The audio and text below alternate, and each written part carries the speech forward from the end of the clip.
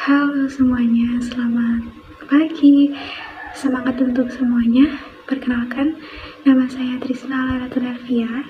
Saya dari Universitas Islam Sultan Agung Semarang. Di sini saya akan membahas tentang akuntansi, yaitu mengenai accounting cycle atau siklus akuntansi and financial statement atau laporan keuangan. Nah, pembahasan kali ini adalah poin yang sangat mendasar dari proses akuntansi, di mana akuntansi itu adalah sebuah aktivitas yang di dalamnya terdiri dari beberapa tahapan yang semuanya dikumpulkan dalam bentuk siklus yang kita sebut juga dengan siklus akuntansi. Output atau keluaran dari proses akuntansi itu disebut juga dengan laporan keuangan atau financial statement. Di bahasan kali ini, ada dua topik, yaitu accounting cycle atau siklus akuntansi dan financial statement atau laporan keuangan. Oke, sekarang kita masuk ke dalam accounting cycle atau siklus akuntansi. Proses pertama dari siklus akuntansi itu sendiri adalah transaction atau transaksi. Transaksi adalah suatu transaksi yang bisa diukur dengan uang.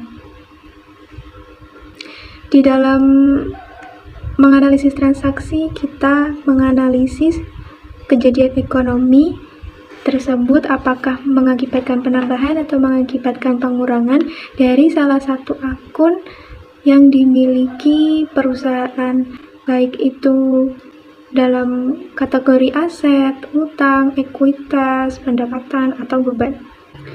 Kemudian, setelah kita memahami dari proses transaksi tersebut, apakah mengakibatkan penambahan atau mengakibatkan pengurangan, maka selanjutnya kita akan mencatat atau merecording ke dalam jurnal.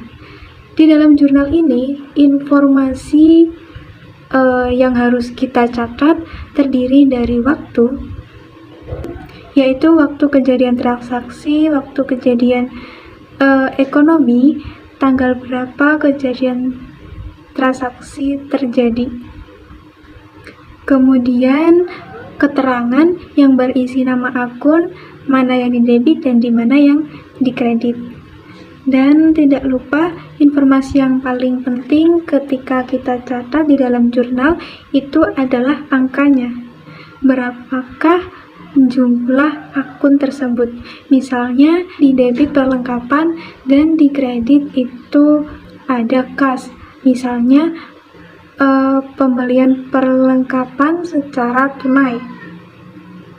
Nah, berarti berapa nilai transaksi tersebut? Karena di dalam prinsip akuntansi tersebut kita menganut asumsi unit moneter, di mana harus dijabarkan dalam bentuk satuan uang. Karena kita di sini di Indonesia, berarti kita laporan keuangannya dicantumkan dalam mata uang rupiah. Dan jumlah angka di antara debit dan di kredit itu harus seimbang atau balance. Kalau misalnya balance itu berarti jumlahnya sama antara debit dan kredit.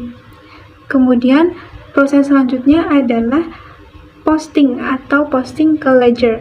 Ya, posting ke ledger atau buku besar. Kalau posting sebenarnya tinggal memindahkan saja akun-akun yang sudah dicatat di jurnal itu kita kelompokkan satu persatu ke ledgernya masing-masing atau ke buku besarnya masing-masing. Satu buku besar itu ada satu akun, contohnya kas punya buku besar sendiri, atau piutang pun sama, atau jenis-jenis akun yang lain. Setelah posting buku besar, kemudian dari setiap buku besar tersebut nanti akan diperoleh saldo akhir dari setiap akun. Nah, saldo akhir tersebut itu kita rekap ke dalam trial balance atau di neraca saldo sendiri. Kita tinggal mencantumkan kode akun, kemudian nama akunnya, kemudian jumlahnya, dan untuk itu masing-masing diletakkan dalam setiap kolom. Misalnya saldo akhirnya ada di posisi debit, maka kita masukkan ke angka tersebut ke dalam kolom debit. Kemudian kalau saldo akhirnya kredit, maka kita masukkan ke dalam kolom kredit. Nah, jumlah dari semua akun yang ada di debit dengan jumlah akun yang ada di kredit itu harus balance atau seimbang, harus sama. Kalau misalnya mengalami tidak balance, maka ada kemungkinan saat menjurnal itu tidak balance, atau kita posting ke buku besar ada transaksi atau akun yang tidak ikut ke posting ke ledger. Setelah kita membuat trial balance, maka selanjutnya kita membuat adjustment atau penyesuaian. Jurnal penyesuaian ini dilakukan karena ada beberapa akun yang jumlahnya tercatat di transaksi tersebut ternyata belum sesuai dengan kondisi sebenarnya. Maka dari itu kita lakukan jurnal penyesuaian. Kemudian setelah karena trial balance-nya sudah kita sesuaikan, maka kita akan adjusting trial balance atau neraca saldo setelah penyesuaian. Neraca saldo di mana angka-angkanya sudah disesuaikan agar sesuai dengan kondisi sebenarnya pada tanggal laporan keuangan.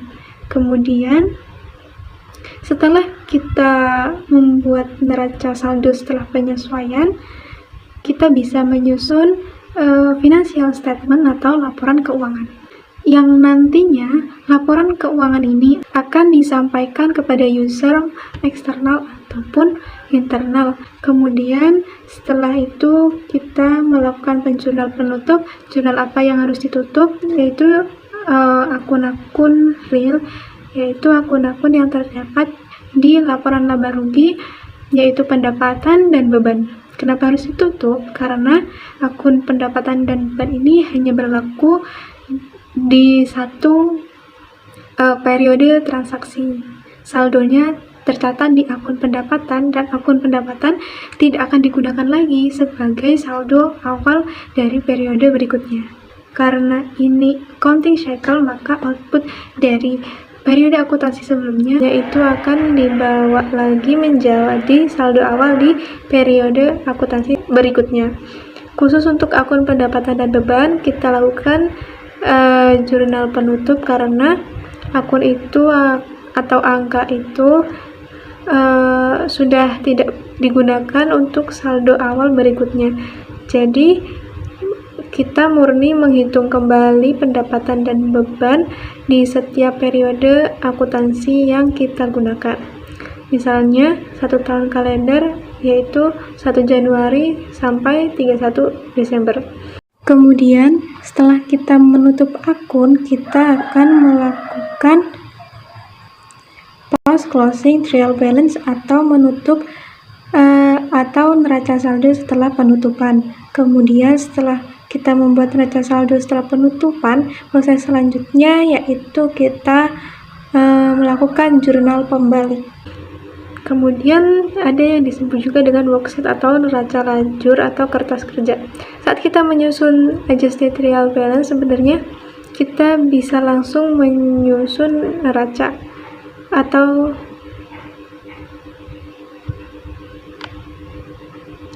langsung bisa menyusun financial statement. Tetapi untuk lebih memudahkan, biasanya kita membuat worksheet.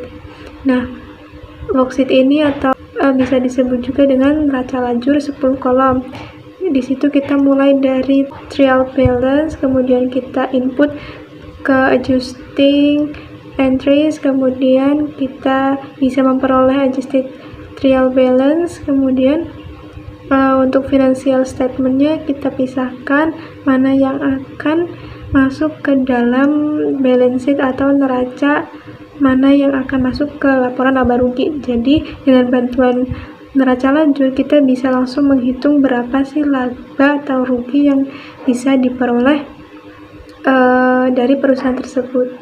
Kemudian untuk financial statement untuk bahasan terakhir materi kali ini.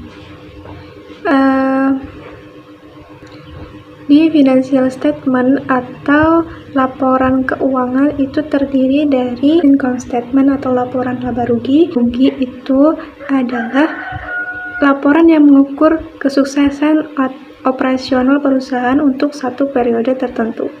Ini menggambarkan performance atau kinerja sebuah perusahaan karena di dalamnya mencantumkan tentang jumlah pendapatan dan beban yang kalau untuk pendapatan itu diterima, kalau beban itu untuk dikeluarkan oleh perusahaan selama satu periode akuntansi yang biasanya adalah 1 tahun kalender 1 Januari sampai 31 Desember. Jadi kalau kita baca angka pendapatan di angka laporan laba rugi, berarti angka itu adalah angka jumlah perolehan pendapatan selama 1 tahun tersebut.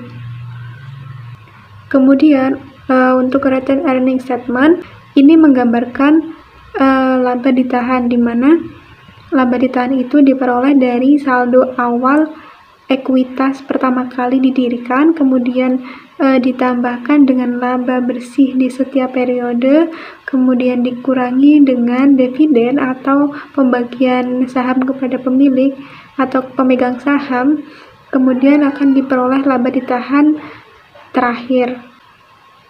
Nah, retained earning statement ini nanti saldo akhirnya akan masuk ke statement of financial position.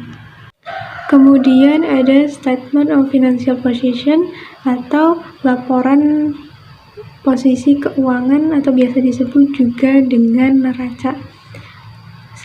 Di statement of financial position ini informasi yang tercantum di sini itu ada aset, utang atau liabilities, dan ekuitas, dan menggambarkan angka pada neraca atau angka pada tanggal laporan keuangan, yaitu 31 Desember. Jika kita membaca mungkin kas ada berapa rupiah, nah itu berarti kondisi kas di tanggal 31 Desember. Kemudian ada cash flow statement atau laporan arus kas. Informasi yang tercantum di laporan arus kas adalah kas masuk dan kas keluar dari 3 aktivitas, yaitu aktivitas operasi, aktivitas pendanaan atau investasi, dan aktivitas pembiayaan. Saldo akhir kas yang terdapat di cash flow statement itu harus sama atau harus balance dengan saldo kas yang tercantum di statement of financial position atau neraca. Kemudian yang terakhir adalah notes of financial statement, yaitu catatan atas laporan keuangan. Catatan atas laporan keuangan ini biasanya terdiri dari informasi yang detail, yang lebih naratif dan lebih luas dari setiap akun yang ada di laporan keuangan sebelumnya. Nah, itulah financial statement yang biasa digunakan atau disusun oleh perusahaan pada umumnya. Nah, demikianlah informasi mengenai materi kita tentang accounting cycle dan financial statement. Semoga bermanfaat. Selamat mempersiapkan diri menjadi seorang akuntan yang sukses. Semoga bermanfaat. Apabila ada informasi yang kurang lengkap atau ada kesalahan, saya mohon maaf. Sekali lagi, wassalamualaikum warahmatullahi wabarakatuh.